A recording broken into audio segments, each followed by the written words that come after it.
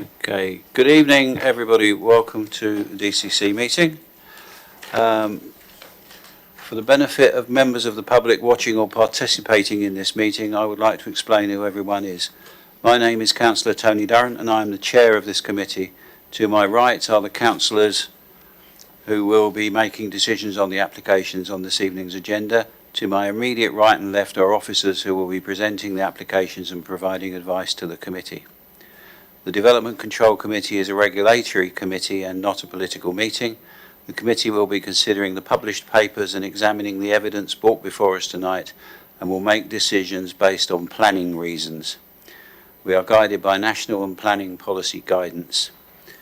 At the appropriate time, I will invite speakers to contribute to the meeting in the order set out on our update paper.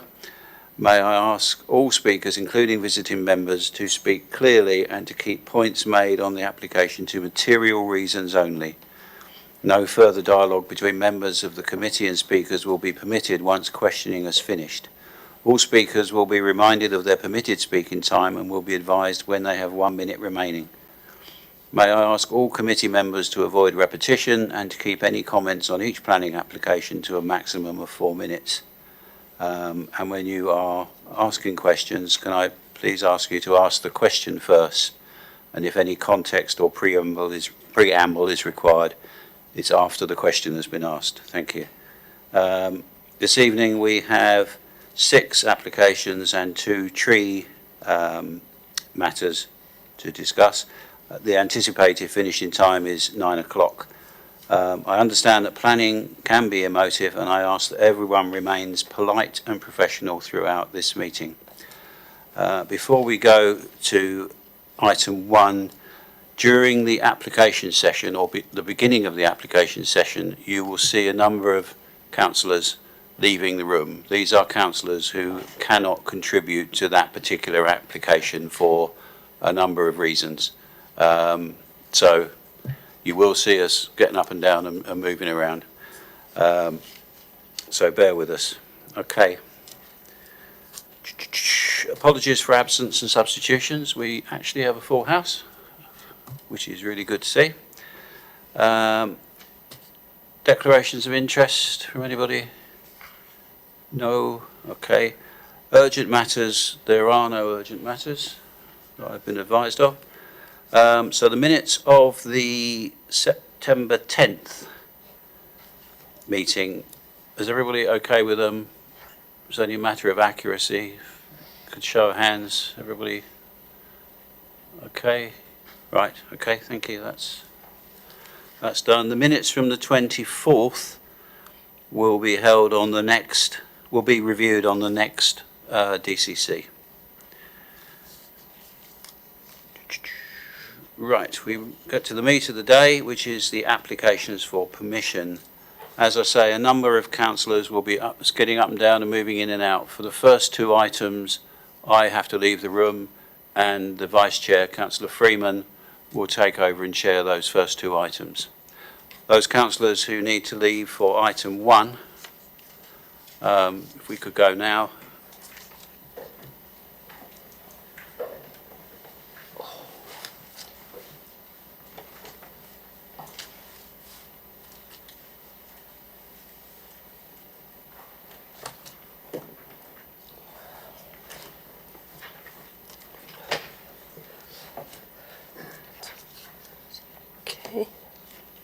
There we go. Okay, thank you very much. If I can ask the officer to introduce the first item, please. Thank you. The first item is the solar application at Lambeth Stratton's Farm. As members will recall, it was agreed at the 6th August meeting to defer decision on this application to enable the Development Control Committee to receive a technical briefing in relation to comments and information that were submitted in close proximity to the August meeting. The technical briefing took place virtually on the 9th of September, with the details of what was discussed at the briefing being outlined in paragraphs 2.3 to 2.6 in the officer's report in the main paper. Just for clarity, the report in the main paper captures the information included in the officer's report for the 6th of August meeting, the update paper from that meeting, and any additional information that has been received in the interim to be added. Just turning to the update paper, 2 additional objection comments have been received since the publishing of the main paper. These are summarised in the update paper but refer to additional information with regard to the medical condition of a local resident and concerns over the application of the public sector equality duty.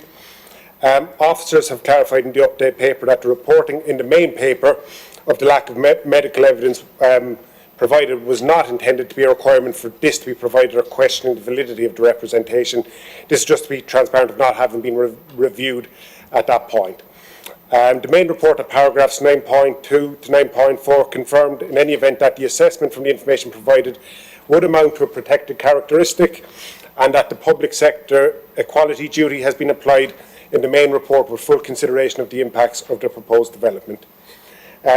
Just on this point, members are advised that the specific circumstances that may identify an individual cannot be discussed in the public meeting. Further objection comments are also summarised in detail in the update paper, and these refer to concerns over the point of connection and the deliverability of the proposed development within timeframes outlined in the submission and report. Concerns have also been raised over the speculative nature of the development and the reporting of the benefits within the main paper. Just to clarify, the applicant has confirmed that there is an agreement in place with the provider for connection from October 2028, and there are considered to be no further implications on the planning balance assessment officers wish to report at this point. The application is recommended for approval, subject to the conditions and legal agreement outlined in the main paper. Thank you very much. As this is a deferred item, we do not have any speakers. Do we have any questions for officers? No? Oh, Councillor Court. Thank you.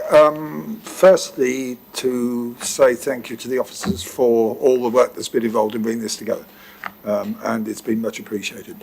Can I just be clear, in terms of the network, there's no absolute need to put this capacity in this network, other than that, so it could be anywhere. Is that correct?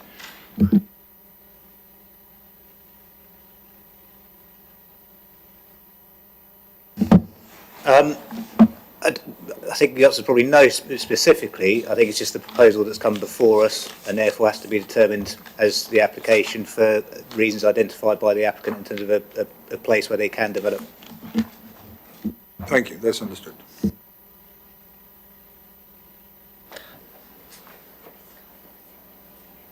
Councillor McCormick.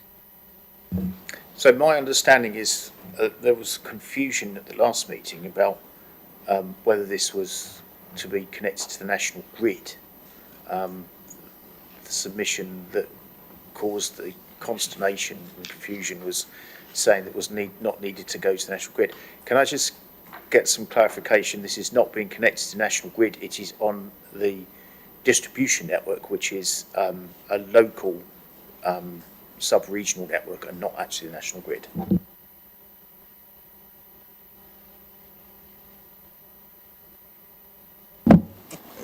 Councillor, you're correct. The applicant has confirmed that the proposal is for distribution as opposed to transmission in terms of what they are actually proposing.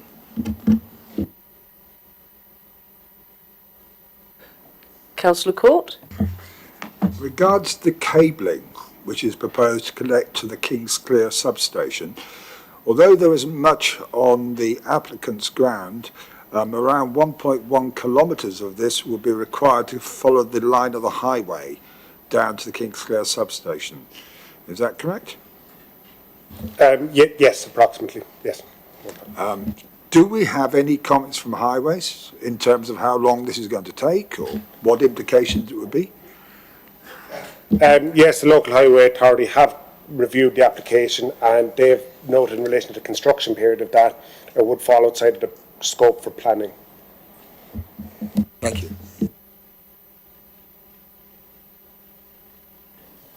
Any other questions? No? Then we will move to debate. Who would like to start us off?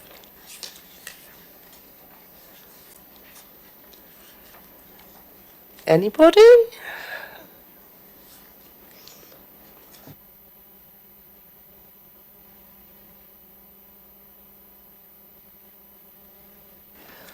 Is there a proposal for approval or referral at all? Refusal or approval? Councillor McCormick? Well, in the absence of any other comments, then it remains for me to move the recommendation. Thank you. Do I have a seconder? Councillor Hussey? Okay, then we shall vote. So that's in favour of approving the application. Would everybody... Does anybody else want to comment before we go to the vote? Councillor Court. One of the things about this particular application is, when you boil it down, it appears to me we're looking at the proposal to put solar panels onto an area of agricultural ground. And it has, by the officer's own notes, it will cause harm to the countryside. So that's the one issue I see as being the most significant. Regards the actual capacity itself, it can go anywhere in the network, as already been said. So really, we're looking now at whether this is a significant aspect. Disregard the fact that we're connecting in or any technical reasons, but it boils down to whether this is significant regards the landscape and the agricultural loss of ground. So those are the key issues I see. The only other aspect to it is that this ground is 3B. It's not the best grade, but it is still agricultural ground which is currently in use. So those would be my observations if anybody else wants to take those forward. Councillor Hussey? In terms of the agricultural benefits of the land, the report makes it very clear, the officer's report, there are categories 1, 2, 3A, 3B, 3B being the low end of fertility agricultural value. And the report actually does say moderate quality. But it also adds that the present time with this application, it's just temporary. It's for a limited number of years, so the land isn't lost permanently. So on that basis, I don't think that that is a viable stance to take for a reason for refusal.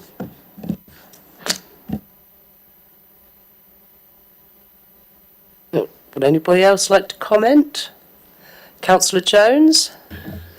I guess on that point, given that there are substations there that are on concrete bases and one thing and another, are we confident that this will not be seen as other than agricultural land at the end of the 40 years?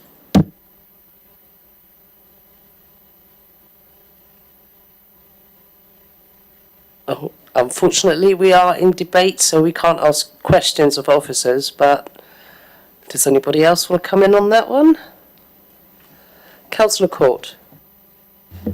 The note at the top of the application says decommissioning.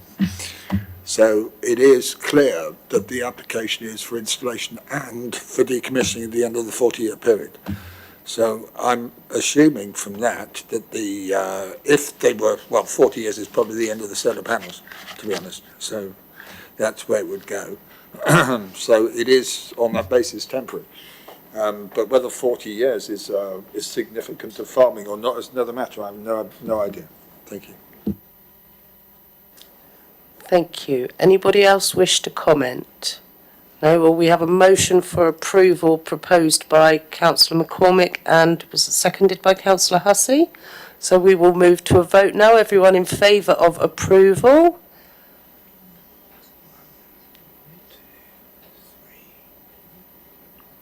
Okay, and everyone against approval? Any abstentions? Okay. So that motion is lost. Does anyone have an alternative? Oh, it's carried. Oh, my, excuse me, I can't go. Apologies. That application is carried. Thank you. The officer could read that into the notes. Excuse me. It's been a long day. The application has been approved subject to the conditions and legal agreement outlined in the main paper.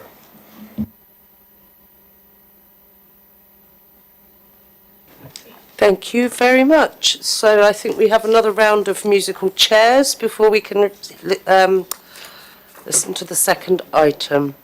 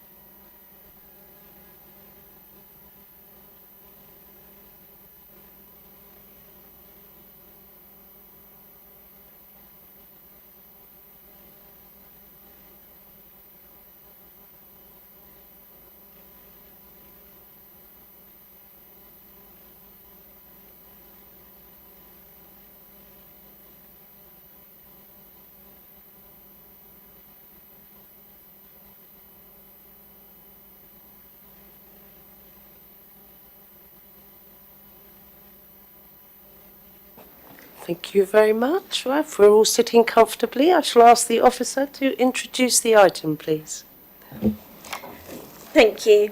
So item 2 seeks outline planning permission for the construction of 50 dwellings with all matters reserved except for access at Bowbrook Farm in Bramley. The application was debated at the Development Control Committee on the 10th of September, where it was resolved to defer the application for further consultation with the Highways Authority to provide comments on consideration of cycle connectivity to the site, whether there is any necessity for moving the 30-mile-per-hour restrictions south of the proposed access on Vine Road, and the adequacy of the width of the footways proposed along Vine Road. The consultation has been carried out and further comments from Hampshire County Council have been received, and these are set out in full on page 131 of the main agenda, and it is confirmed that Hampshire County Council have no concerns with regards to cycle connectivity, existing road speeds along Vine Road or the width of the proposed footways.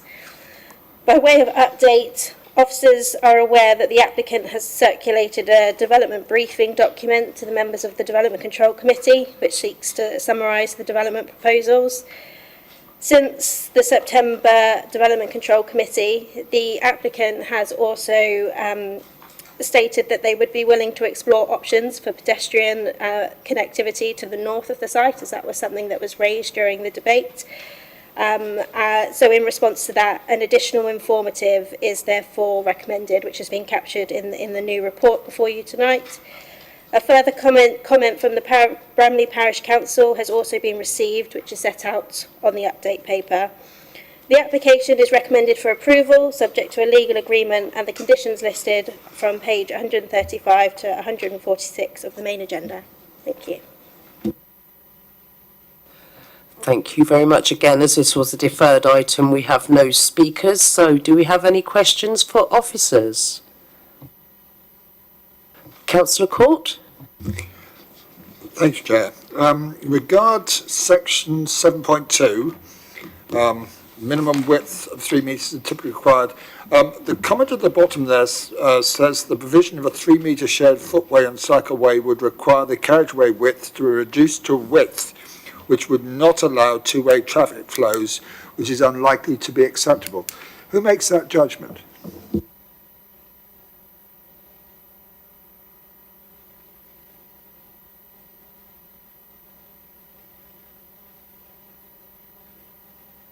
That would be Hampshire County Council as the Highways Authority.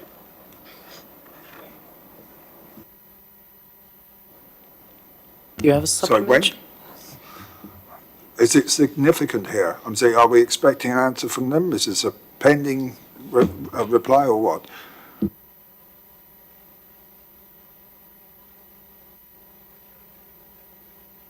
So, Councillor, I think just to clarify that, 7.2 is Hampshire's updated response to the reasons for deferral, and what they're effectively saying is that they are responding to the query that is raised, i.e. is a 3 metre wide footpath cycleway required in that location, and they're saying no, it's not, but also if one was provided, it would have a subsequent impact on two-way additional traffic.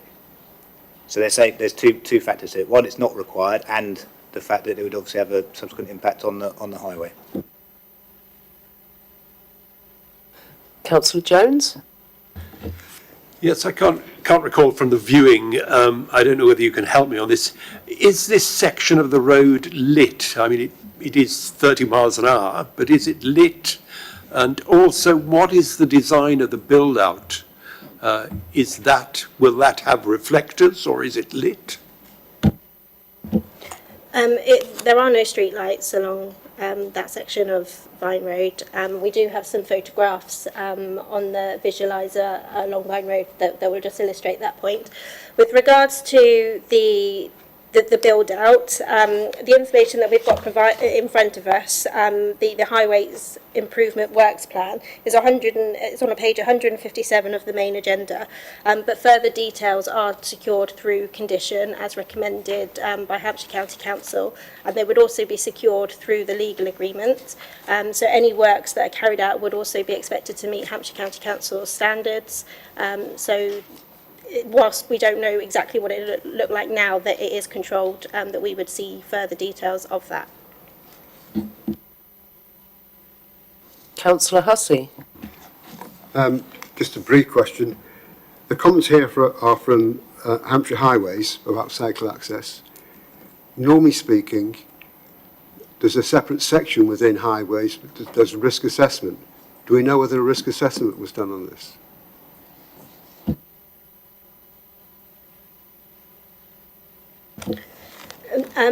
We're not sure whether a specific risk assessment was carried out, but a road safety, a stage 1 road safety audit was carried out.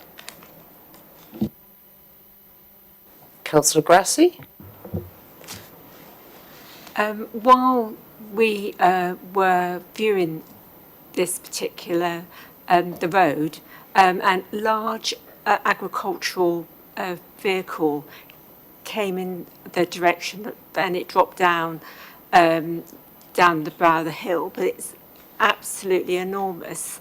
There's obviously going to be a pinch point.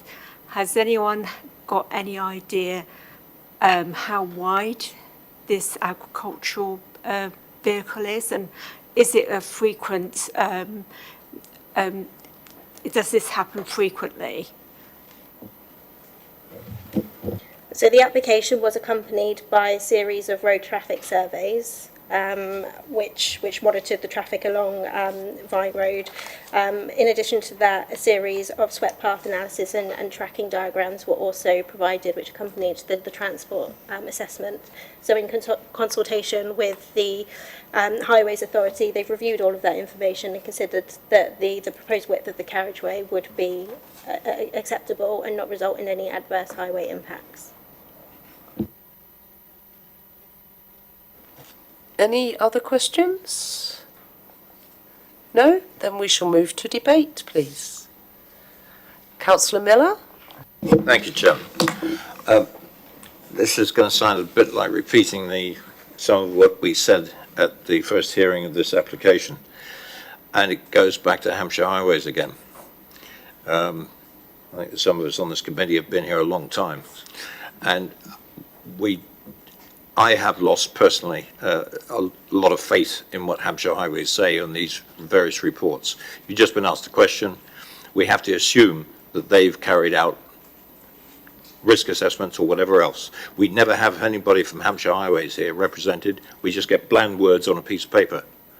And we have no way of getting down to the detail, especially in a case like this, where we observed, the members of this committee observed the traffic situation there. And all we can say, and it's unfortunate, is that all the officers have got to go on it as well. I'm not getting at the officers here, but we just have to blindly, and sometimes unfortunately blindly, accept what we're fed by Hampshire Highways. And I think all of the problems, notwithstanding, Hampshire Highways say it's good enough. I'll cite one. It's round by the hospital. And that's when we had an in-house transport advisor. And I asked a question at the DC of that one, and I was assured all the buses can go around it. No, they can't, because you can't, it blocks the road. It sticks in my mind. And I'm sorry, notwithstanding this, we can't get down to the kind of detail we want, certainly from my perspective, having been onto this particular viewing panel and application site. I do not feel comfortable with what we're getting back from Hampshire Highways. I really, really cannot accept it. Councillor Hussey? Well, I've been around a long time. I can remember the days when Hampshire County Council Highways officer used to attend development control meetings, so we could quiz. And I understand what Councillor Miller is saying. But they are the experts. We are laymen making comment. We've already gone back to them with various questions. And I would put my faith in Hampshire Highways being a little bit more thorough, just checking on the facts. And therefore I'm prepared to accept the comments in the sort of the updated paper, that they have no objections. They've had 2 bites of the cherry and they come back with the same answer each time. Is that a proposal or? Yes, okay. Do we have a seconder? Councillor McCormick? Would anybody else like to speak before we move to a vote? Chair, if I may, just echoing comments made about highways, we've got, in terms of statutory objections, we've got landscape, we've got parish councils, we've got urban design officer. Initially we had highways objections and quite a lot of material in the papers on the nature of those objections: visibility displayed, tracking information, reduced carriageway width, crossing points, travel plan, all quite meaty points for objection. Initial comments and interim comments: insufficient information remains to determine if reduction in carriageway width would not impact on highway safety, possible conflicts with highway users, revisions to include crossing points requested, however no objections to revised travel plan. So they submitted a revised travel plan that seems to be acceptable. Final comments, no objections. Caved. That puts us as a committee in a difficult position if we're wanting to object on highways grounds. We all visited the site, we all have concerns about safety, not just of Vine Road, but the road with the crossing that Vine Road feeds into, and speed measurements, etc., all got concerns about it, seeing the agricultural vehicles going up it, but without a material objection standing from the Highways Authority, our hands are tied. So it is with a very great degree of reluctance that I am seconding this, because I really do feel our hands are tied on this. And had there been a Highways objection, we would have objected on it. Thank you. Anybody else like to say anything? Okay, then we have a proposal for approval on the table. Can I have all votes in favour?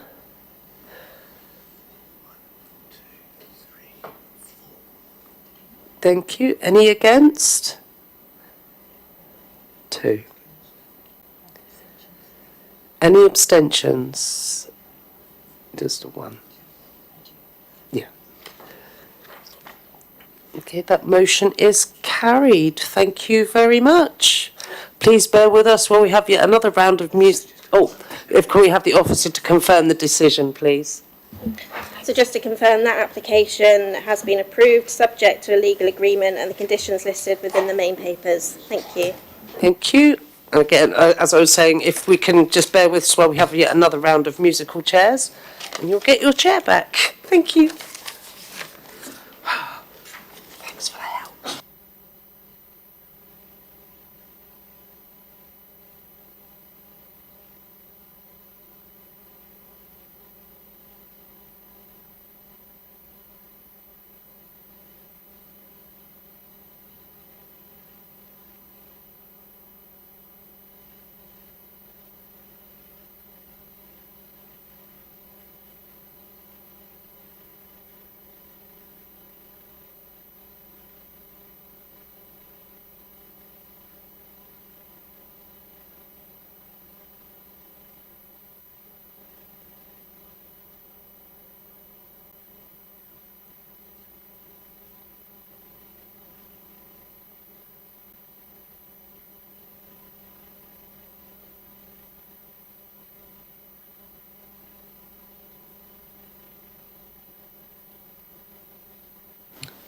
Okay, I'm back. We'll move on to item 3, and the officer will introduce that application. Thank you, Chair. This is a retrospective application for the change of use of the site to a storage yard for grounds maintenance company, which includes the erection of hard surfacing, storage containers and new planting on top of an existing bund around the site. There's no updates since the preparation of the agenda, and the application is recommended for approval. Thank you. There are no speakers, so it's straight to questions for officers. Councillors.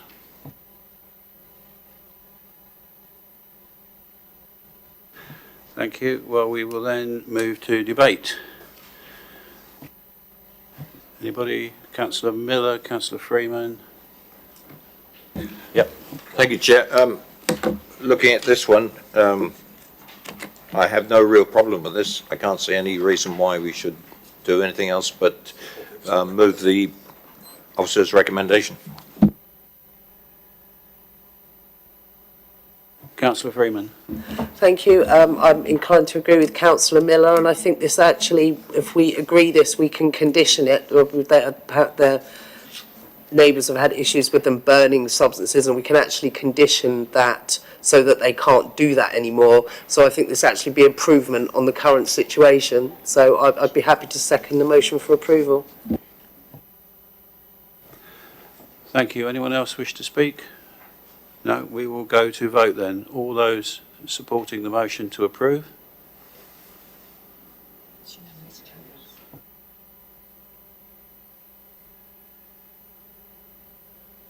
Thank you. Yeah. Yep, and that application is approved as per the agenda. Thank you. Right, thank you. We will move to item 4, if the officer would like to introduce. Thank you. Item 4 seeks retrospective planning permission for the erection and installation of freezer condenser units to the roof at 20 Winchester Street in Basingstoke. The application site is located within the Basingstoke Town Centre Conservation Area and also the secondary shopping frontage of the town centre. There is no update. The application is recommended for refusal for the reason set out on page 251 of the main agenda, and it is also recommended that the removal of the freezer units be enforced against. Right, thank you. We have one speaker, a Mr. Nish Rajmohan. Excuse me if I got that slightly wrong, but if you'd like to come forward, take a seat on the right-hand side. No, Just at the back. where it says position 1. Yeah. You get 4 minutes when you press the button on the right, and we'll give you a 1-minute countdown. Okay, so thank you.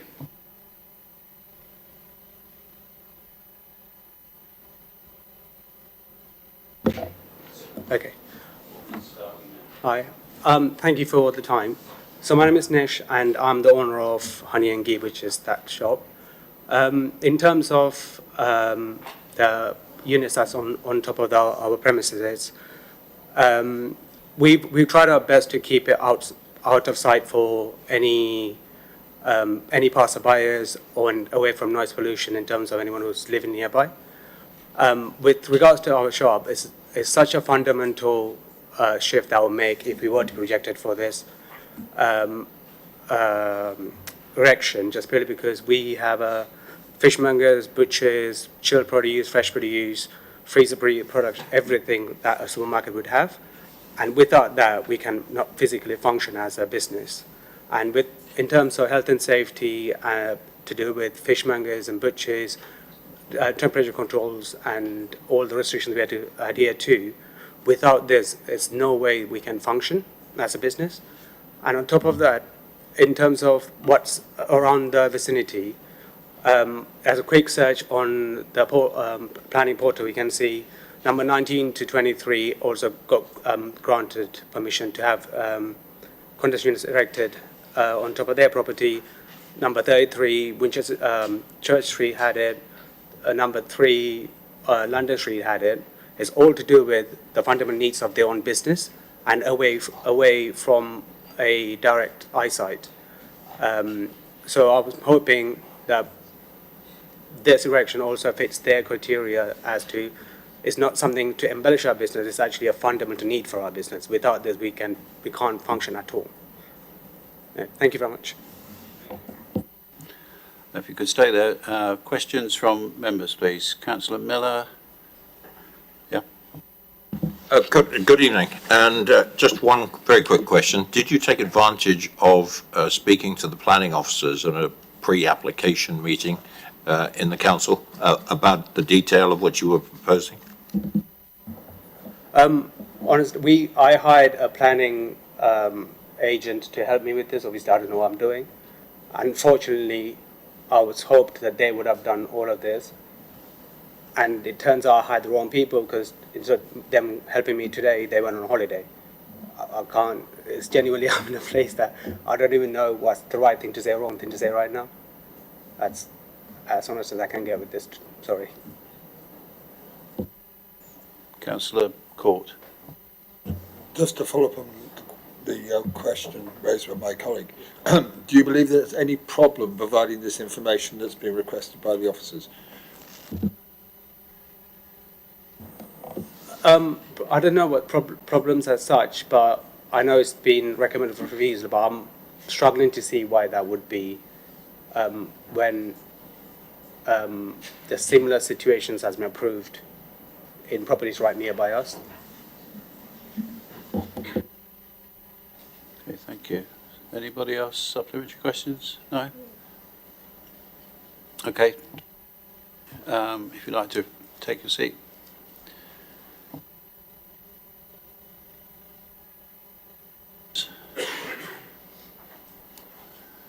Councillor Gaskell. Thank you, Chair.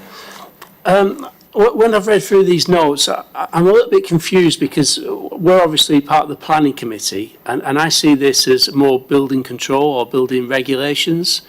I look at the wiring and I just think, who the hell's done that? You know, it's such a mess.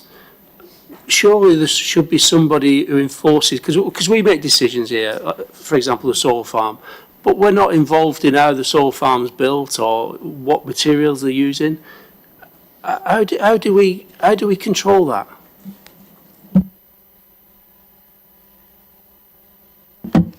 Thank you, Councillor. So the key issue here is that, in terms of a planning aspect, is that it's a material change to the external appearance of the building.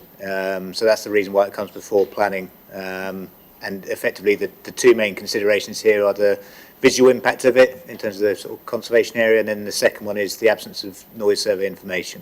They're the two main planning reasons. Beyond that, in terms of health and safety, that in itself wouldn't come into the consideration of planning. I get all that, but my concern is that refrigeration unit could have been fitted into that building without having that mess. And if we approved it in a meeting, we would have said, yeah, go away, put the refrigeration unit in. But somebody after our meeting needs to police this and make sure it's done in the right way. Because you could have hidden those cables. You could have hidden the refrigeration units on top. You could put a covering on it or whatever, colour them in the right thing and make them in keeping. Yeah, I appreciate that, but I think the fact they are actually there, so... Yeah, and we don't want to discourage businesses. You know, we want businesses to thrive, but we don't want it looking like it is.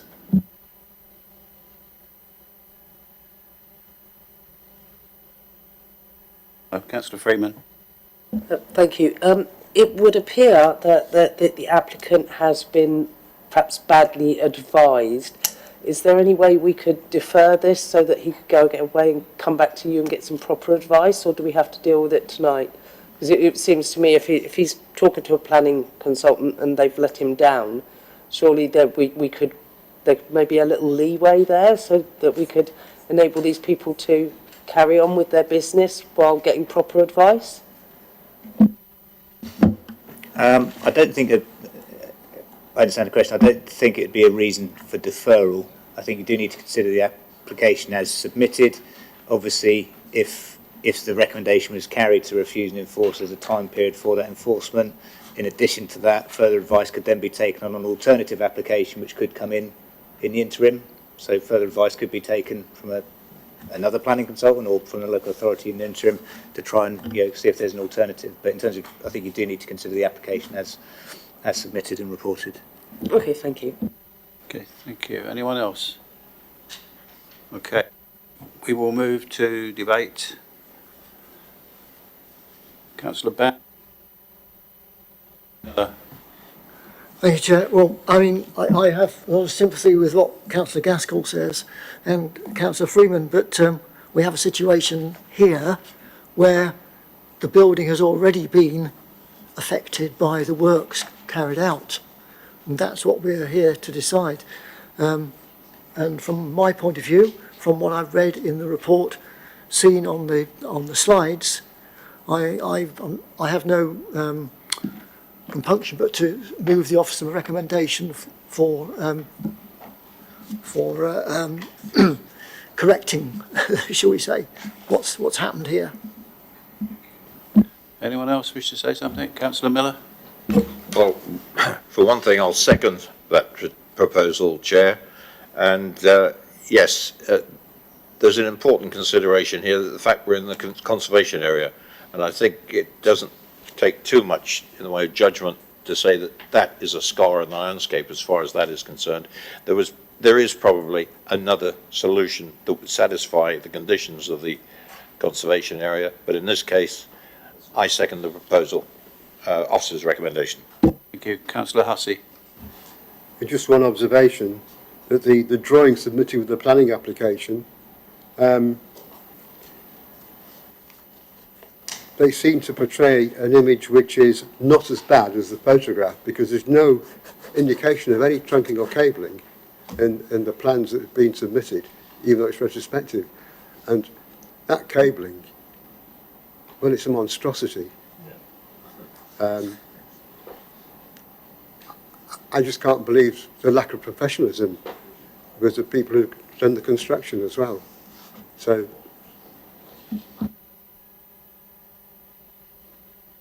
okay, thank you. Anyone else wish to speak? Can I just say one thing? Yeah? Thank you, Chair. My apologies. I've just noticed one minor procedural point in the report. In terms of the recommendation that's before you, it's obviously to refuse, which is the first part in terms of the planning application. The second part is any enforcement action. And in the report, it erroneously says if the head of law and governance is satisfied. Clearly, the delegation isn't to the head of law and governance. The committee would be making that decision about the enforcement here and now. So it's just to make that clarification.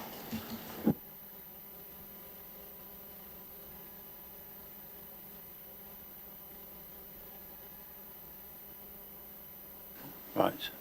Is everyone okay with voting on those 2 points together? Yeah? Okay. We'll move to vote then. All those in favour of the recommendation? Unanimous. Yeah.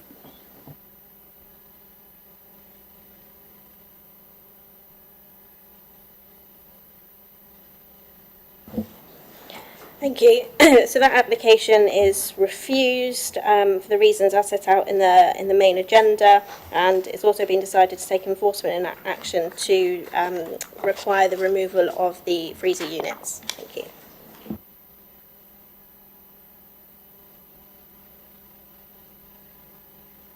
Thank you. We'll move to item 5, if the officer would like to introduce. Yeah, thank you, Chair. So this is a full planning application for the erection of a dwelling with garage and associated works. The access would be via private driveway serving 52 Pardown and 2 properties currently under construction which have been before you before.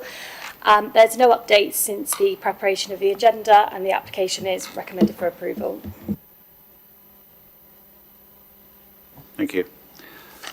We have 2 speakers, and the first to speak in objection would be Mr. Sheard. No? Okay, we have in support of Mr. Runcie. If you'd like to come forward, take the first seat on your right, and when you press the right hand button to speak, you will have 4 minutes, and I will remind you with 1 minute to go. Thank you very much. I'm here this evening to present the application for the erection of a detached dwelling and garage on land to the rear of 52 Pardown, Oakley, on behalf of Mr and Mrs Knight. This application is before the committee because it has received a small number of representations. To clarify, there are 4 objections, 2 of which are from the same household and 1 letter of support. Among statutory consultees, including trees, environmental health, highways, drainage and ecology, the proposals have been positively received. We're grateful for this support from the case officer recommending for approval. The site is located to the east of Pardown and is accessed via the existing driveway between numbers 50A and 54. It is a rectangular plot previously part of 52's garden, laid to lawn and enclosed by mature trees and hedgerows which provide a high level of natural screening. The proposed access follows the existing driveway, passing through a tree-lined route and arriving at a parking forecourt in front of the proposed dwelling and garage. The dwelling has been designed in a traditional style, with sustainability at its core. Key features include a highly insulated building fabric, an air source heat pump, integrated solar panels to generate on-site renewable energy. Biodiversity enhancements include bird and bat boxes offering ecological benefits. The layout has been carefully planned to maintain generous separation and safeguard the privacy, light and outlook of neighbouring properties. While the landscape officer has highlighted some points for consideration, the case officer has confirmed that the proposals retain all existing trees and hedgerows, with additional planting proposed to reinforce the landscape boundary. The building is lower in height than the nearby houses and is well screened by existing vegetation, helping it to integrate into the existing pattern of development. Although the site lies just outside the Oakley settlement boundary, it is not isolated. It forms part of the southern edge of the village, where several recent developments have already been completed. The site is within walking distance of local amenities, including shops, the primary school and the doctor's surgery, supporting a sustainable pattern of living. Members may be aware of concerns regarding construction impacts from nearby developments, particularly in relation to the prominent tree at Pardown Junction. In response, the applicant has engaged constructively with neighbours and agreed with Mr DeMarco at number 54 to remove the wall along the lane to widen the access for construction, providing generous clearance around the tree, approximately 5 metres, with at least 1 metre offset. This approach is considerably more robust than the previous efforts and exceeds the Council's standard tree protection requirements. The applicant has made considerable efforts to address local feedback and ensure concerns regarding the build and design are considered wherever possible. Turning to planning policy, the Council cannot currently demonstrate a 5-year housing land supply. Therefore, under paragraph 11D of the MPPF, this introduces a presumption in favour of sustainable development. While the site lies outside the settlement boundary, it is integrated with the village. You have 1 minute left. Thank you. And is not visually detached and therefore cannot reasonably be considered open countryside. The proposal aligns with policies SS6, EM1 and EM10 of the Basingstoke and Dean local plan, as well as the Oakley and Dean neighbourhood plan, all of which support high quality sustainable housing that respects local character and contributes positively to community vitality. In summary, this is a carefully considered and sensitively designed proposal. It respects its surroundings, demonstrates positive engagement with the local community, and incorporates measures that promote sustainability and biodiversity. We believe it represents the type of small-scale, locally appropriate development that national and local planning policy seeks to encourage. For these reasons, I respectfully ask members to support the case officer's recommendation and grant planning approval. Thank you. Thank you very much. Spot on time. If you'd like to stay there, if there are any questions from members. No? Thank you very much. If you'd like to retake your seat. We'll move to questions for officers. Councillor Miller. Thank you, Chair. Is Pardown an adopted highway? No, I don't believe so. No, I don't believe it is. Councillor McCormick. Looking at the location plan, page 301, approximately how wide is the strip of land being used for access?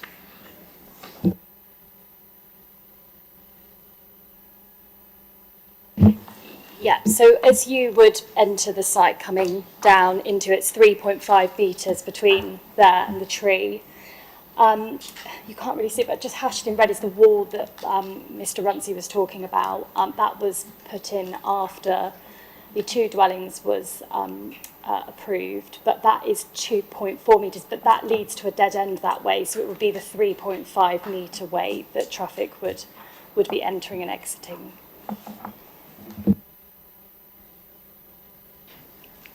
you have a supplementary, Councillor McCormick? No, I've not really Okay. got more to it. Anyone else for any more? No? Okay. Move to debate. Anyone wish to kick off? Okay. I'm happy to move from the chair for the officer's recommendation. Do I have a seconder?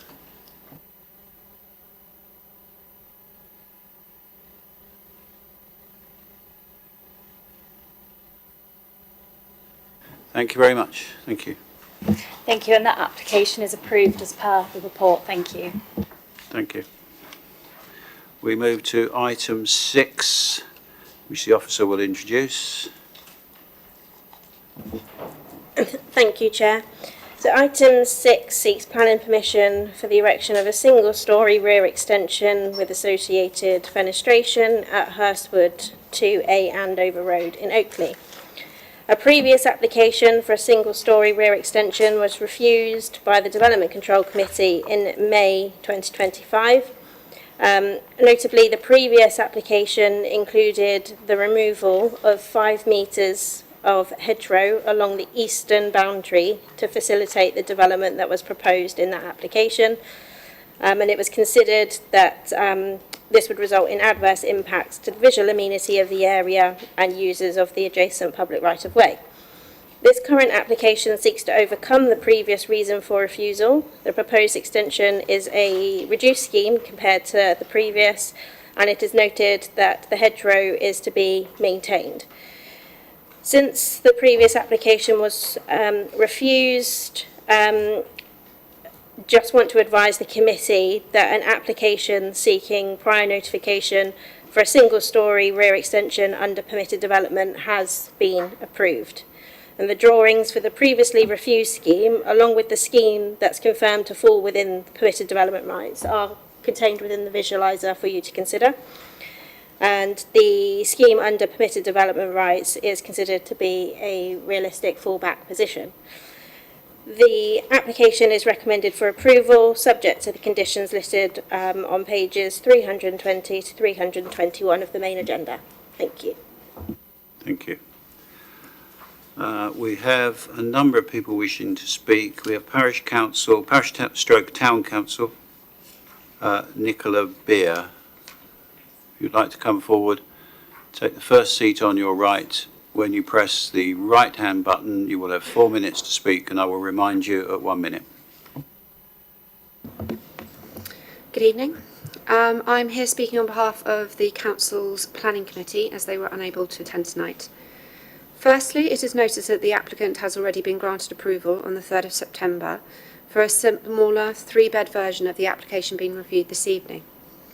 This was passed with no objection from neighbouring residents or the Council, and is deemed appropriate for the plot. However, car parking is still a concern due to limited space versus the number of bedrooms. Regarding the current application, members of the committee have reviewed this whilst taking all views into account, consulting the applicant as well as the neighbouring residents, deeming planning condition relating to the removal of hedgerow without the proper authority to be reinstated, which will determine the boundary line. Proximity to the disputed boundary concerning land owned by Turnpike Way residents with restricted footpath access concerns. Proximity to the existing telegraph pole, which we understand Scottish and Southern Electric Networks surveyed the 7th of October, statement pending. Absence of car parking. The current allocation stands at 1 usable car parking space with a small car garage. Regulations call for more based on the number of bedrooms proposed, being increased to 4, in compliance with local parking policies. Bedroom number 4, previously approved as a large utility room on the 3rd of September, which we assume included a frosted window glass, overlooks the neighbouring property, raising privacy concerns. We are aware this current application, along with the removal of the long-standing hedgerow, has caused significant amount of stress to all involved. As stated previously, There has been an application already decided, which would appear to be the best way forward to bring this to a close. Thank you for your time. Very much. If you'd like to stay there in case there are any questions. Members, any questions? Councillor Court. Good evening, thank you for that. Can we just clarify what is the position in regards the Scottish and Southern Electricity poll? What is your understanding? So my understanding is that obviously, as you can probably see in one of the photos, the actual pole itself is incredibly close to where the development is going to be, and actually it sits on the boundary that is currently being disputed, or with the hedgerows. And I believe, I've been informed that apparently Southern Electrics was out yesterday to review this pole, and obviously its proximity to where the build would happen, I would assume. I haven't seen the report on that, so it'd be interesting to know what their findings were. Thank you for that. Okay, thank you. Supplementary, Councillor Court? No? Anyone else? Councillor Jones. Yes, I guess associated with that pole is a bundled cable. I think that will pass over the proposed extension, will it not?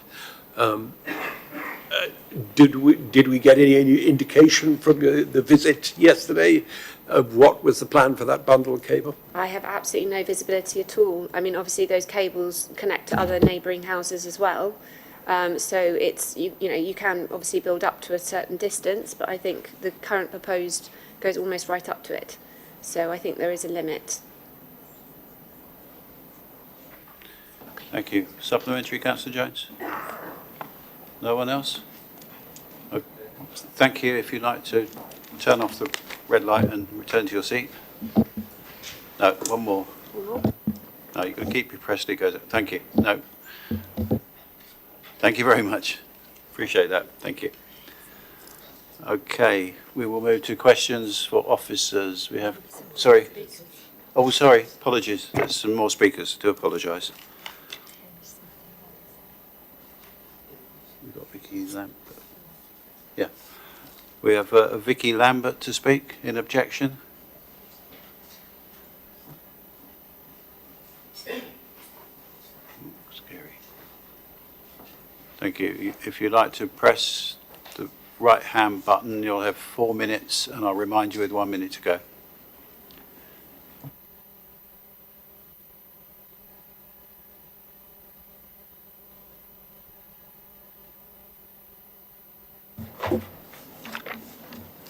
Good evening, councillors. I represent local residents who strongly object to this application and to provide facts for your informed decision tonight. The plans and supporting documents presented to you for approval are inaccurate and contradictory. The side elevation, looking east to west, omits 3 additional metres of the western extension, and the arboricultural report misleadingly shows the eastern extension stopping short of the hedgerow, whereas the proposed design shows it will extend approximately 1 metre alongside it in very close proximity. This fails to ensure reasonable measures have been taken to safeguard the local landscape and amenity, and conflicts with policies EM10 and EM1. The report claims that the extension is stepped in from the boundary approximately 1.6 metres to overcome the previous reason for refusal.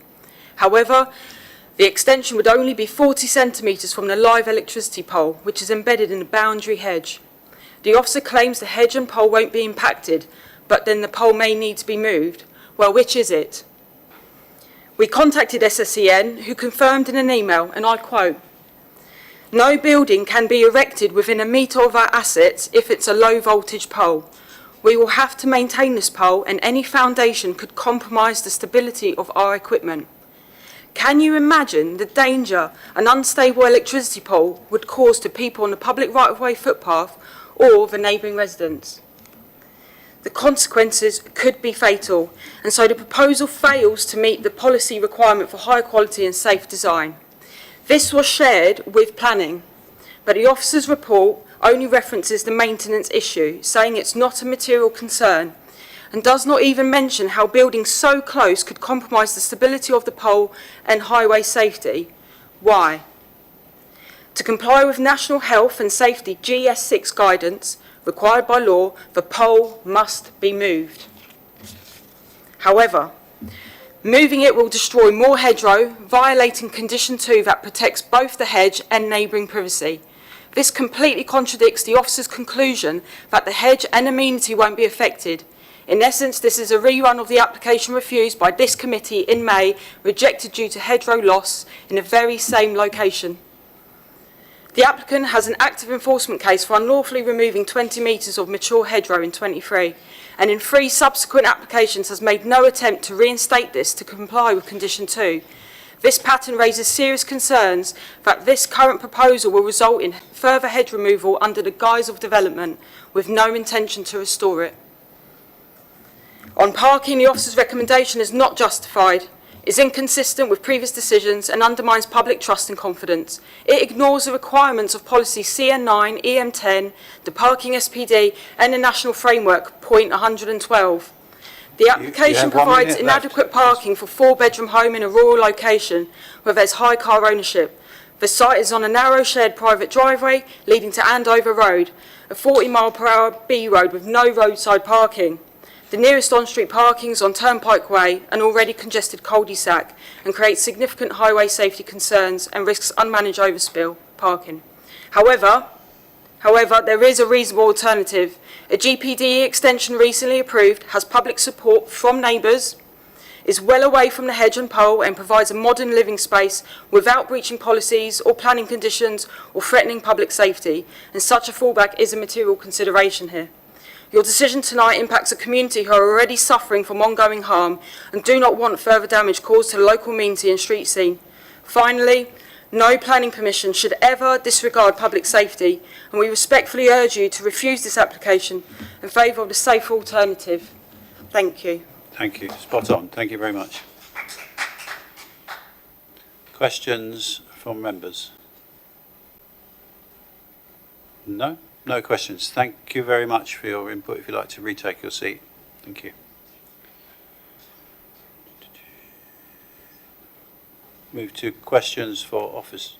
Sorry, another speaker. Sorry, brain's not in gear. Right, we have in support Amy Smith, Ryan Smith. If you both wish to speak, well, just one, then you have 4 minutes, and I'll remind you at 1 minute. If you press the right hand button.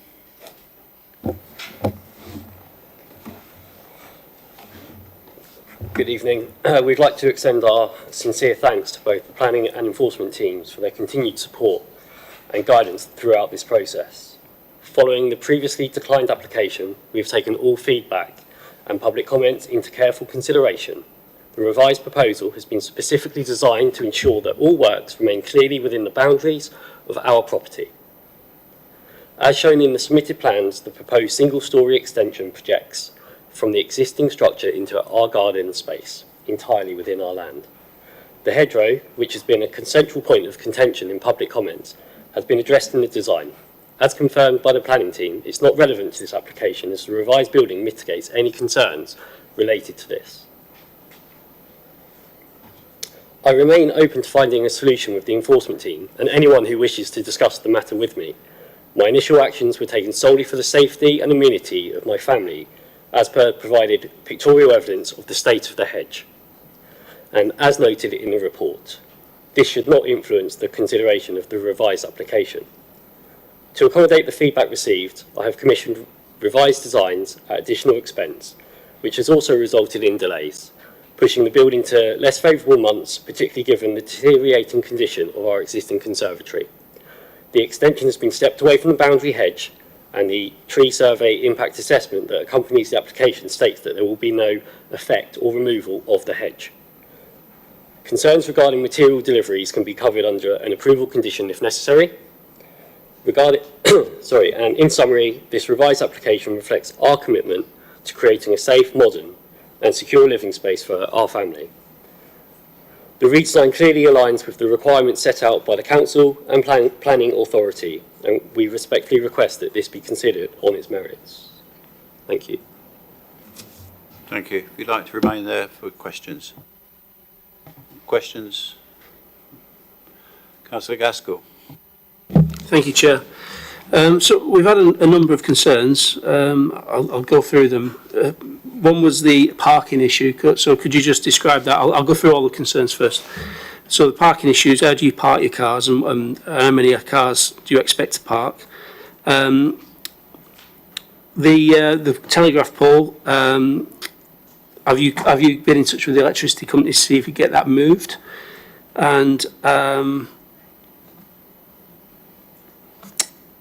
do you plan to care for the edge? So we have 2 cars, the garage that can house a car as well if required. We have the private driveway, which there's space at the bottom for another car. All of the cars have road tax, so legally allowed on the road, therefore could park, not that they have, on Pack Lane, which is close by. Not Andover Road, because again, there's no on-street parking there. I could park in Turnpike. The cars are legally taxed and allowable to do so. We don't, and I have no need to do that, so we wouldn't. The second comment was around the pole. So SSEN were out yesterday and had no issue with the pole, the proposed build. They actually came out to survey where the pole is because there was a wayleaver instructed on 21 Turnpike due to the maps that SSEN hold, and that should probably be revoked now because of the change of location that's been noted by SSEN. The extension, because the survey team looked at all of the plans, took into account obviously the distance, and the extension will be not 40 centimetres. You would have had to come into my garden to measure 40 centimetres. To the extension, it would be over the metre, and there were no concerns raised from SSEN yesterday. And the final point around the hedge, the revised design is stepped in even more so than last time. And it doesn't touch the hedge, it stays well clear of the hedge on the eastern boundary. I think you could probably stand and do a star jump in between the hedge and the building. It's not touched. I have a metal fence actually inside already that would deter the hedge being touched anyway, and the build is within that metal hedge within my land. Any more, Mr. Councillor Gaskell? You happy? No, that's fine, thank you. Okay, Councillor Court and Councillor Jones. Thank you, Chair. Regards the Southern Electricity pole, the comment's been made that the cable services run close to the proposed extension. They've just covered that, but have Southern Electricity seen your drawings and agreed to that? So as part of the survey team that were out, they'd reviewed the planning application, the comments made. They were well versed on all of the designs and everything, and they passed no comment around. So I'm just clear, they've passed no comment, but you haven't actually got anything from them in writing to say that's okay? There's nothing in writing. It wasn't a concern of theirs. Councillor Jones? I'm not absolutely clear about the wayleave. Is that in terms of your land or or the neighbouring land? So recently, 21 Turnpike had applied for a wayleaver because they believed the pole was in their title plans based on the mapping that SSEN had on their database.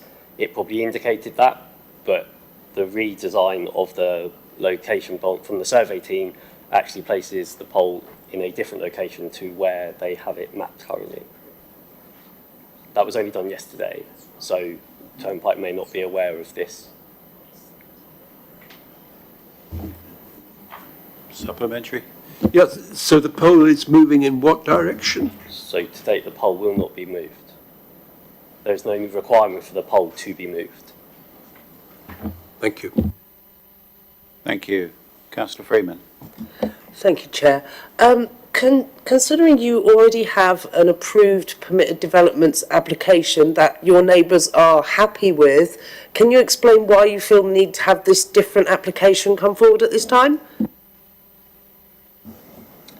So this application is actually a slightly, as we said, revised version of my original application, which is the desired plan and layout for what I would like as a family dwelling.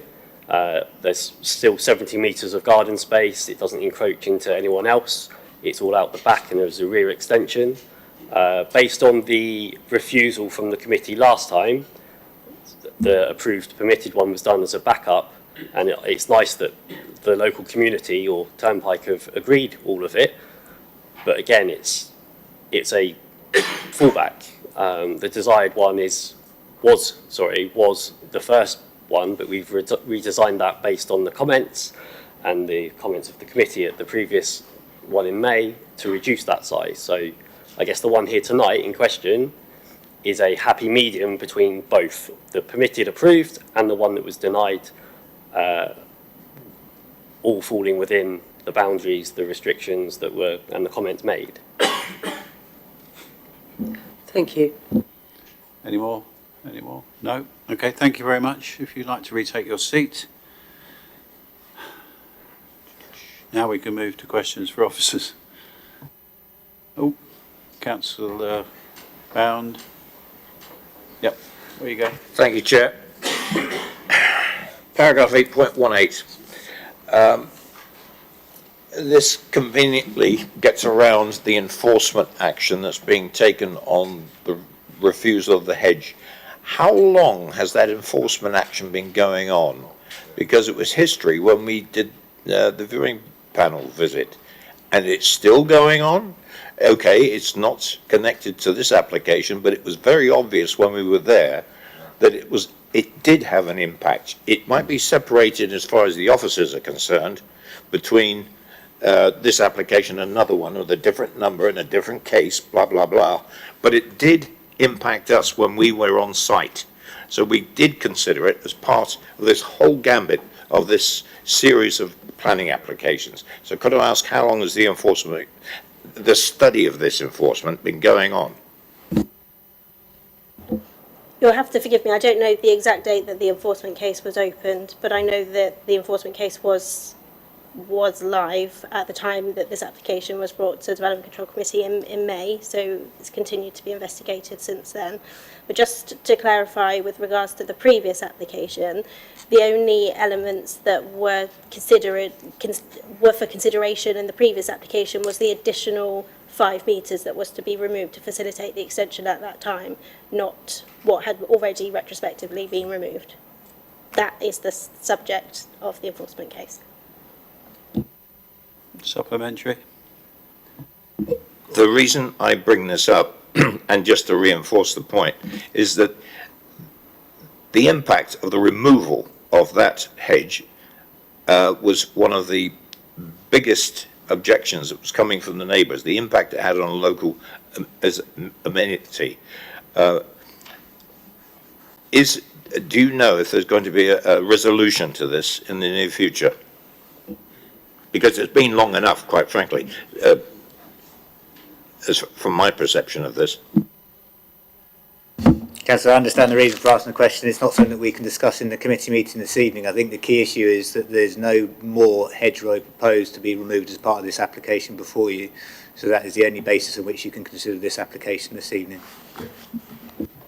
Thank you. Councillor Bound. Then Councillor Court.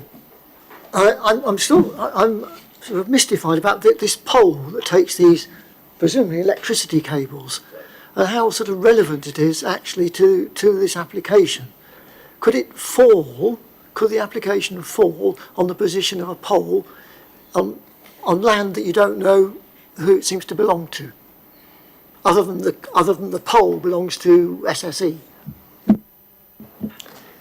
Councillor, it's not relevant to the consideration of the planning application. Quite frequently, planning permission is granted, and then it's a separate question whether it can be implemented as a matter of law. So if there is an issue, then you would expect the electricity people to intervene at that point and say, no, you can't build it. Thank you. Councillor Court. If I could just follow that one up. I take the point on the pole, but we are looking at a building which is in very close proximity to live low voltage cables. Is that a condition here or not?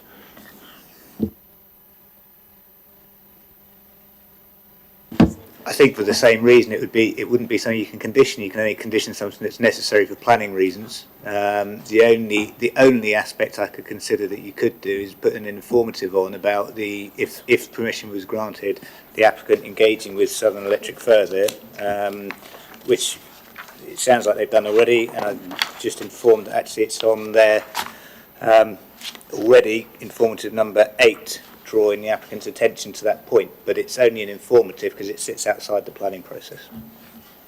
Thank you very much. Thank you. Any more? Okay, sorry,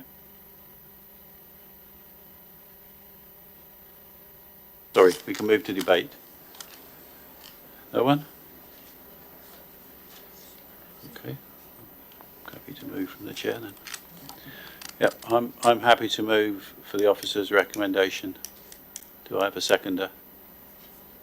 Councillor Bound. All those in favour?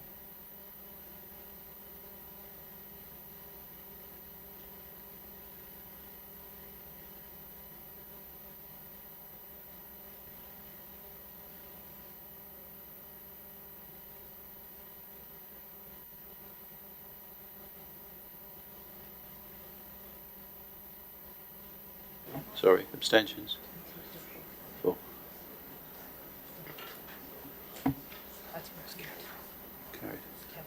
Carried.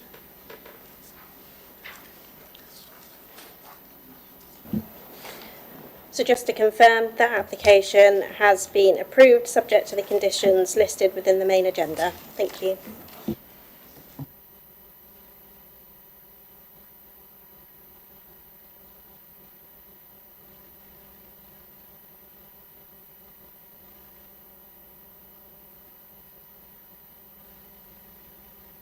We have agenda item 6, if the officer would like to introduce that. Thank you, Chair. The council has made TPO 728 to protect 5 individual and 1 group of trees on land adjacent to the Purfoy Arms. The TPO was made following receipt of a Section 211 notice of intent to remove 4 trees and carry out pruning works to 1 other. The Purfoy Arms is presently in the process of being developed, and following the making of the order, the council has received 2 applications for works to these trees, both of which were approved with conditions. As an objection has been received to the serving of the order, the TPO has been brought to the committee to determine whether it will be confirmed.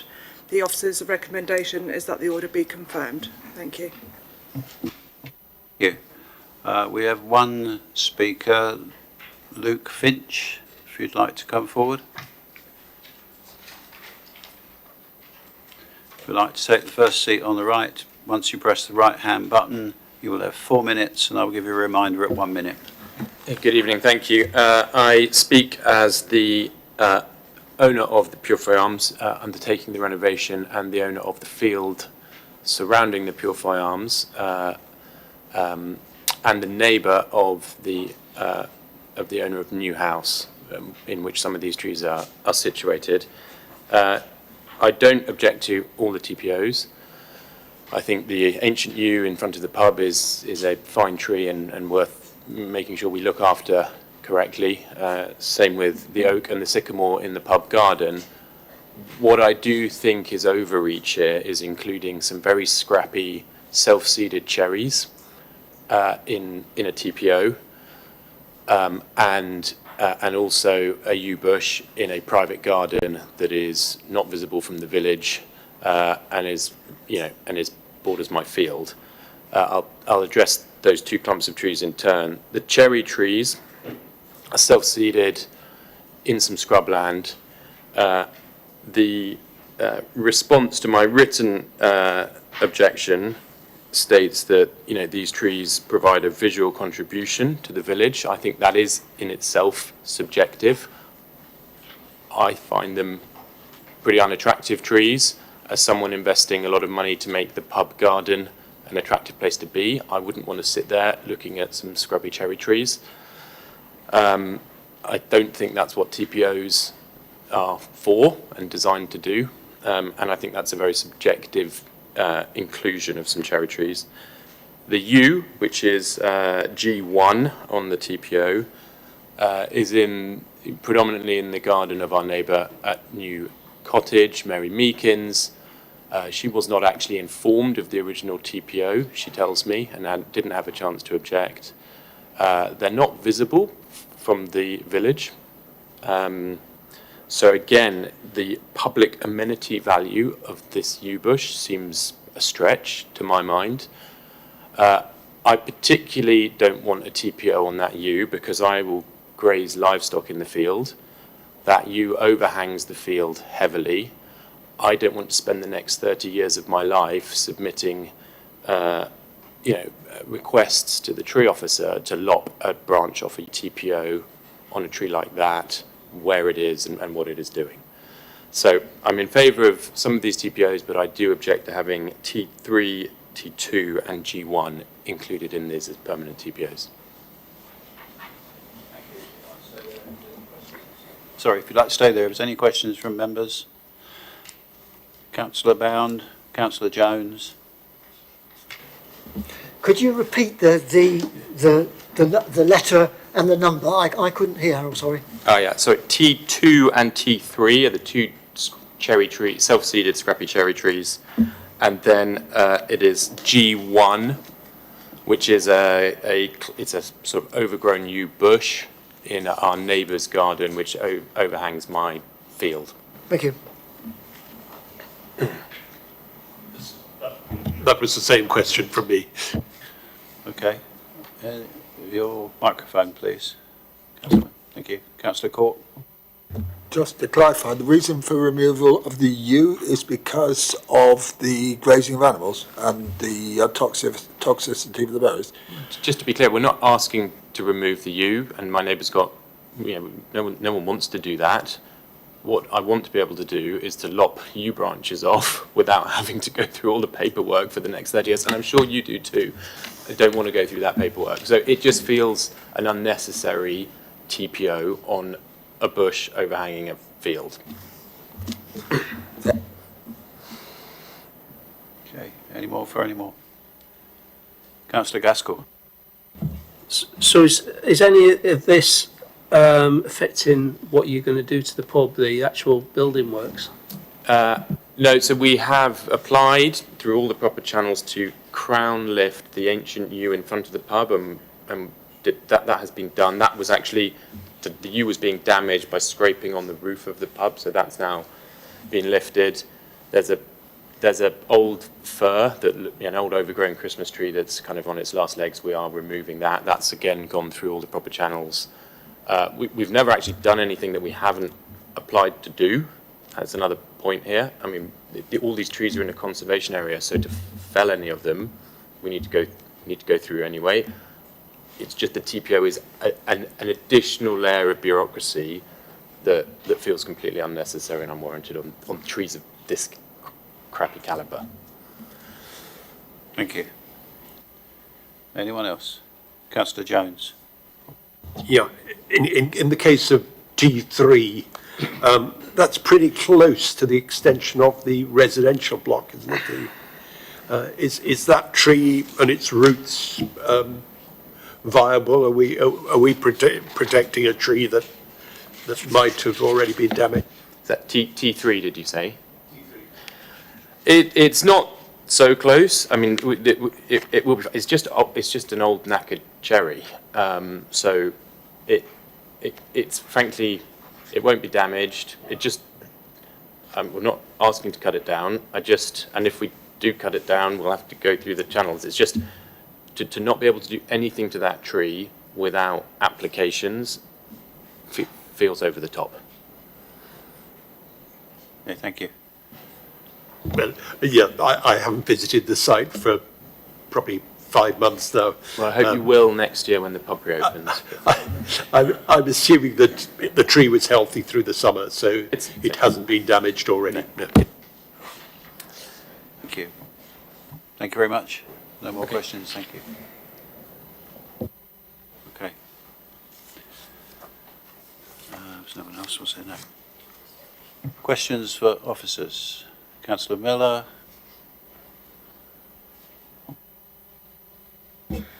Yeah, just a quick one.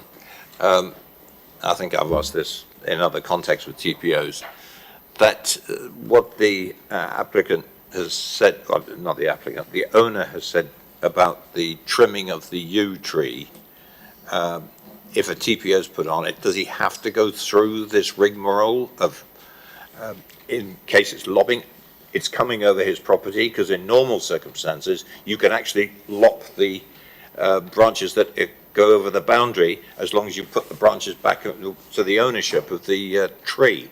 But he has to go through the bureaucratic process to be able to do that? Are you referring to the yew tree, the group of yew trees where Mr. Finch was talking about the grazing? Because there's another yew to the front. No, he's talking about the bush G one? Yes, yes. Yeah. So all of these trees are already situated within a conservation area. So regardless of this TPO, the applicant will always have to apply for works to these trees because they are protected by being by virtue of being within this conservation area. The group of yew trees that we're referring to now, we have recently approved an application to crown lift those yew trees.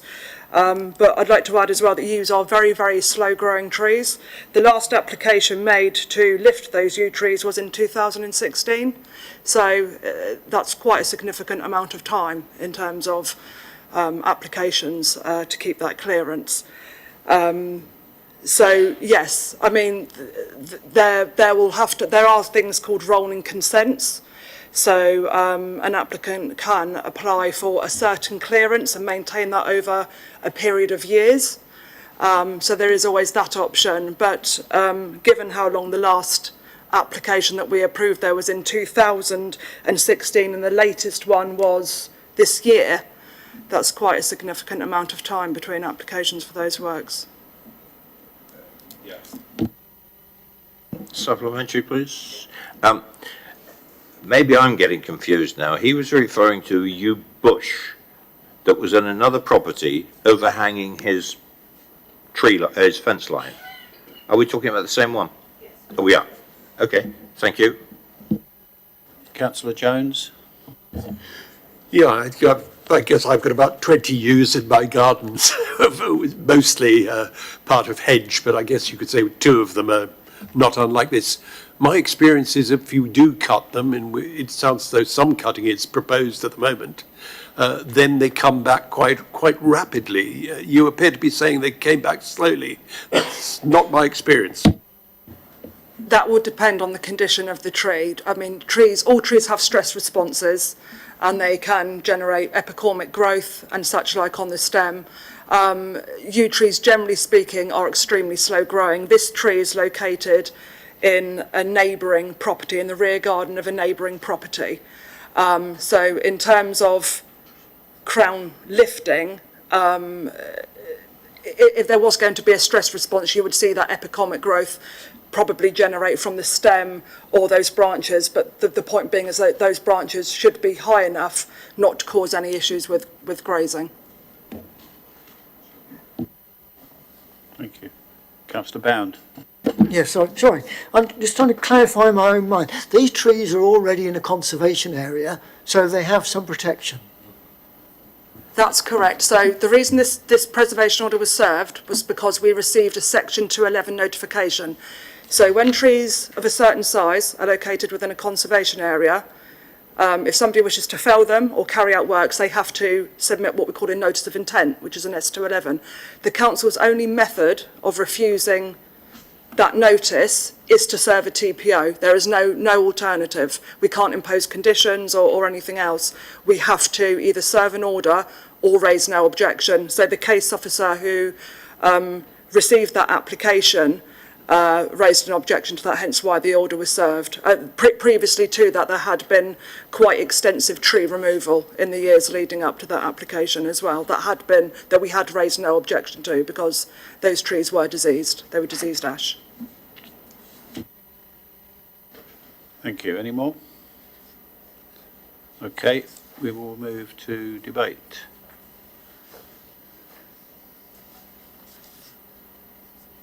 No? Councillor McCormick. This is a tricky one, isn't it? I I do have a degree of sympathy with the Speaker and having to go through this rigmarole of having to apply for permission to modify trees. Now transpires that he'd have to do it anyway, even with the conservation order in place. On the weight of evidence presented before me, I am prepared to move the recommendation. Thank you. Anyone else? Do we have a seconder? Councillor Freeman. So all those in favour? Yep. Thank you.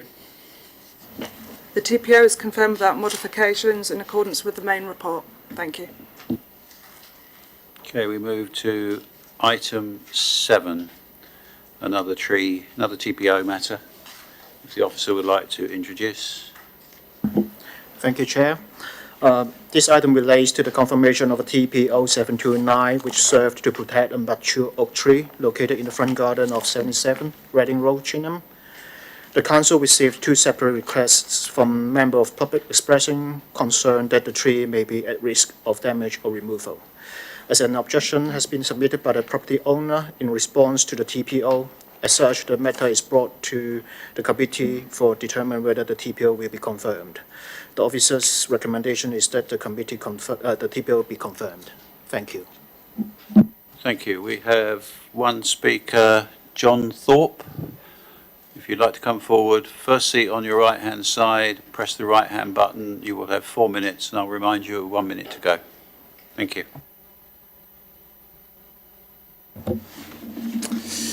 Good afternoon. Thank you for allowing me to speak today. Myself, John, and my partner Amy have bought the property recently, back in May. The TPO wasn't in place prior to the purchase. This happened between exchange and the completion of the property. We chose to live in Chinham because of the large green spaces, the tree-lined streets.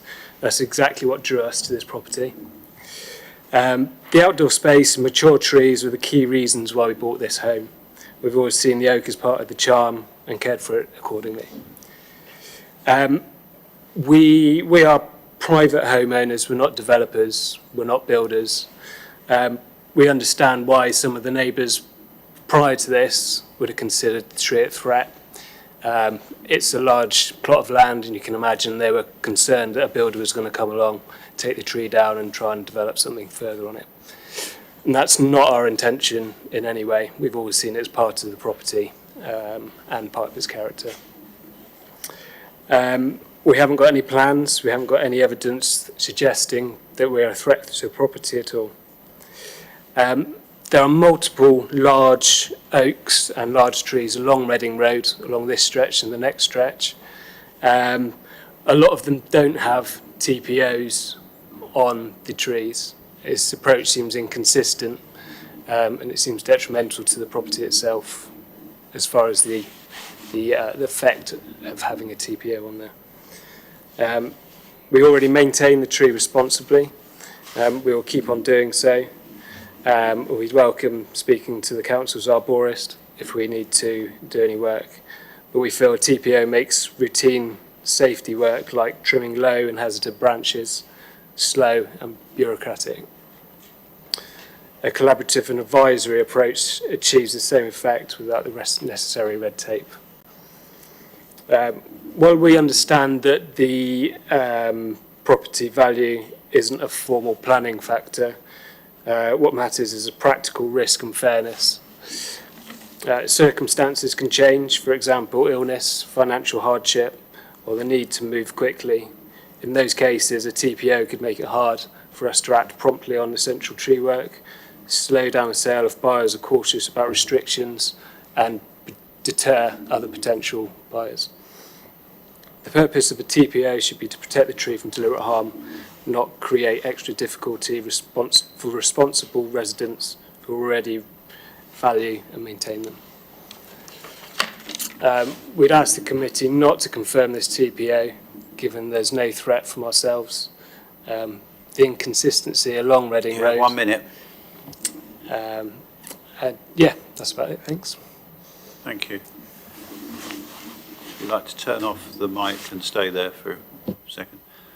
Questions from members? No? Okay. Thank you very much. If you'd like to retake your seat. Questions to officers. Councillor McCormick, Councillor Miller. Yep. Yeah, so I've got some concerns about this one.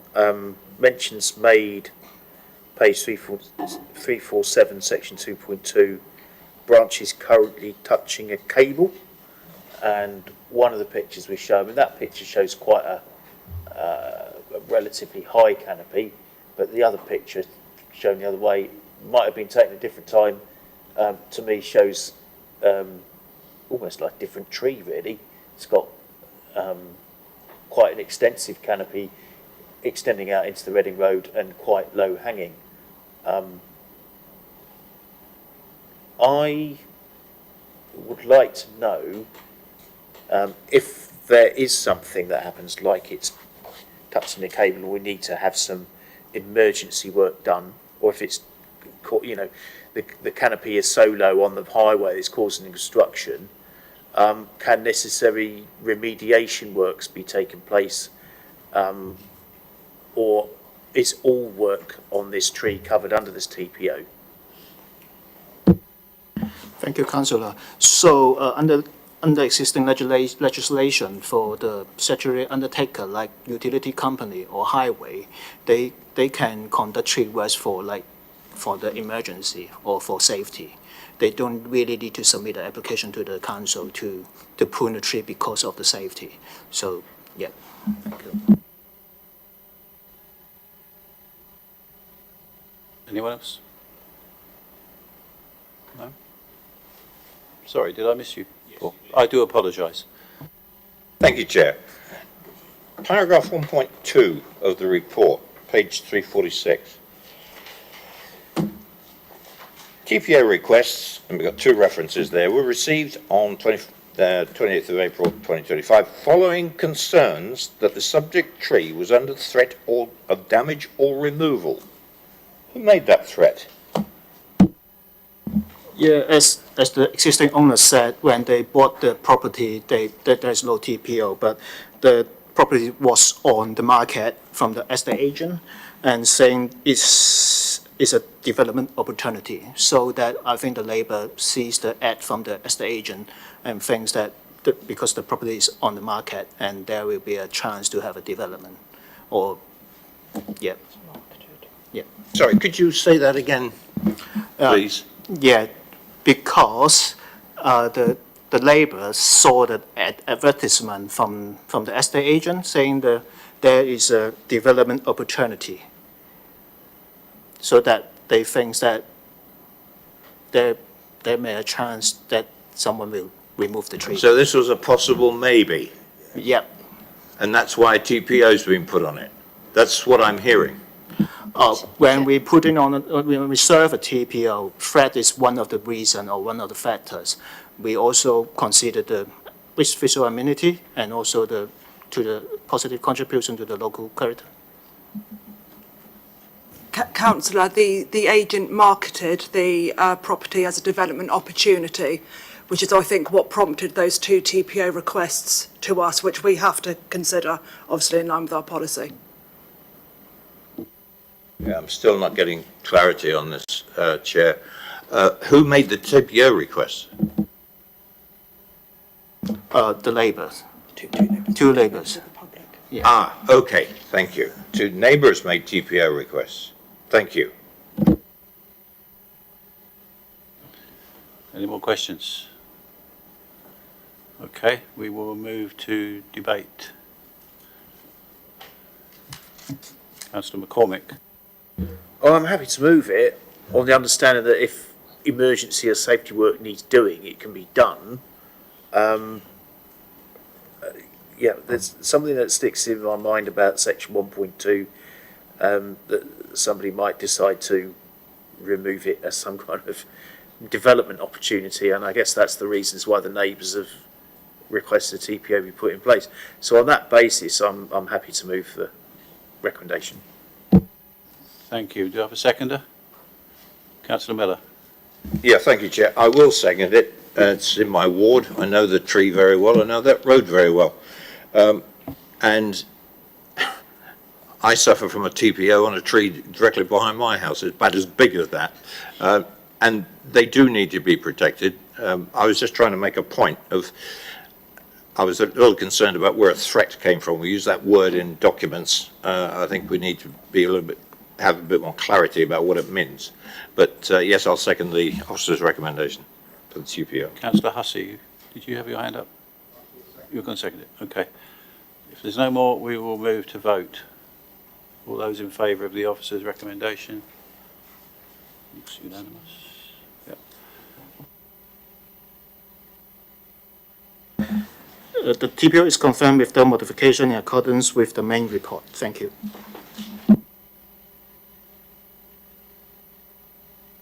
Thank you very much. There's no more items on the agenda this evening, so the meeting is closed at 8:10. Yeah, 8:10. Thank you very much.